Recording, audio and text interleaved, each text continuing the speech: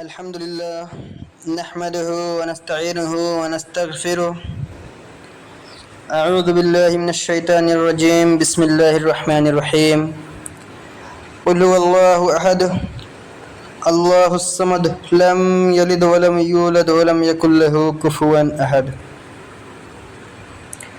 میرے محترم بھائیوں، اللہ تعالیٰ نے قرآن پاک میں بار بار شرک کی خطرے سے ڈرایا ہے. فرمایا اللہ شرک کو ہرگز معاف نہیں کرے گا، اس کے سوا جسے چاہے گا معاف کر دے گا. یعنی اگر کوئی انسان دنیا سے شرک کی حالت میں مر گیا تو چاہے اس نے کتنی ہی نمازیں پڑھی ہو، روزے رکھے ہو، اللہ کے راہ میں صدقہ زکوٰۃ کیے ہو، اللہ کے یہاں اس کی کوئی عبادت قبول نہیں. قرآن کہتا ہے جس نے اللہ کے ساتھ شرک کیا اللہ نے اس پر جنت حرام کر دی اور اس کا ٹھکانہ جہنم ہے. میرے بھائیوں، شرک سب سے بڑا ظلم ہے. حضرت لقمان علیہ السلام نے اپنے بیٹے سے فرمایا، بیٹا اللہ کے ساتھ شرک مت کرنا، شرک بہت بڑا ظلم ہے. سوال یہ ہے کہ شرک کیا ہے؟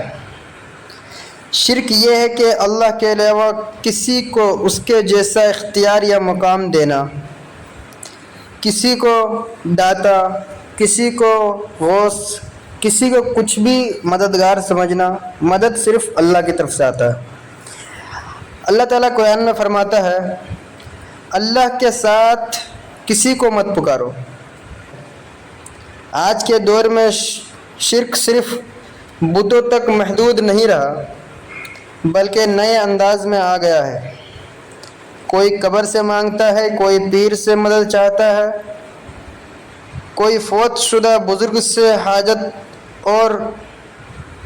حاجت روا ہونے کی امید رکھتا ہے. یہ سب شرک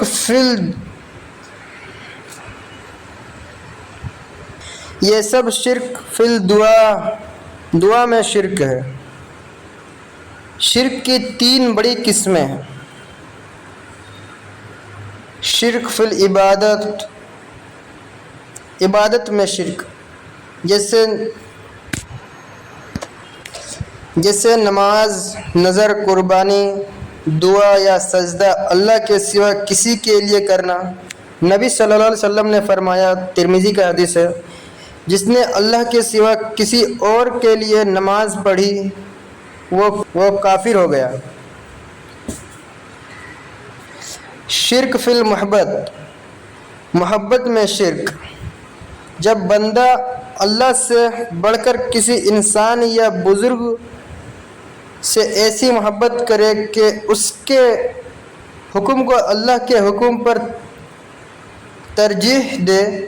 قرآن کہتا ہے سورہ البقرہ 165 165 آیت نمبر، لوگوں میں کچھ ایسے ہیں جو اللہ کے سوا دوسروں سے ویسے ہی محبت کرتے ہیں جیسے محبت اللہ سے کرنی چاہیے. شرک فی